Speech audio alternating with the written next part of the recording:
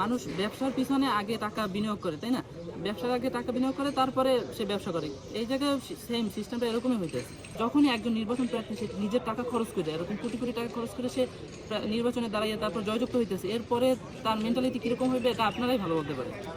আসলে আমি এমন একটা প্রার্থীকে দেখতে চাচ্ছি যেটা হচ্ছে যে জায়গায় নির্বাচনটা হইতেছে তার কন্টিনেন্টের এলাকায় জনগণই যাতে তাকে নির্বাচনে দাঁড় করে জোর করে, যে তাকে পছন্দ করে, তার কথাগুলোকে, তার কাজগুলোকে পছন্দ করে, মহব্বত করে তাকে জোর করে হইলেও যেন তাকে নির্বাচন প্রার্থী হিসেবে দাঁড় করে। কারণ এই দায়িত্ব রয়েছে, এমন দায়িত্ব একটা মানে কঠিন একটা দায়িত্ব, যে পুরো এলাকাটা ভালো কিভাবে উন্নতি সাধন করবে।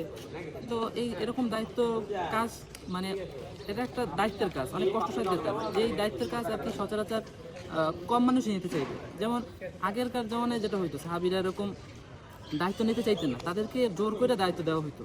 তো আমিও চাই যে এরকম জনগণ তাকে জোর করে দায়িত্ব দেবে। দেখেন এখন কি হয়, যে নির্বাচন প্রার্থী যে দাঁড়ায় তার টাকা পয়সা খরচ করা লাগে। কেন এটা কেন হইবে? মানুষ যে ভবিষ্যতে কর্ণধার হইবে, যে ভবিষ্যতে তার খেদমত করবে, জনগণের জন্য তার জীবনকে বিলিয়ে দেবে, তাকে কেন টাকা খরচ করে তার বিজয়ী প্রার্থী হইতে হইবে?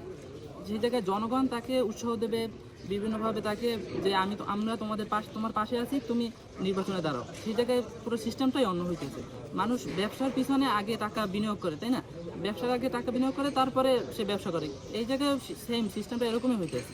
আমি চাইতেছি যে যাতে তারা এরকম এই সিস্টেমটা পরিবর্তন করে, যে এই কারণ যখনই একজন নির্বাচন প্রার্থী সে নিজের টাকা খরচ করে, এরকম কোটি কোটি টাকা খরচ করে সে নির্বাচনে দাঁড়িয়ে তারপর জয়যুক্ত হইতেছে, এরপরে তার মেন্টালিটি কীরকম হইবে এটা আপনারাই ভালো বলতে পারেন।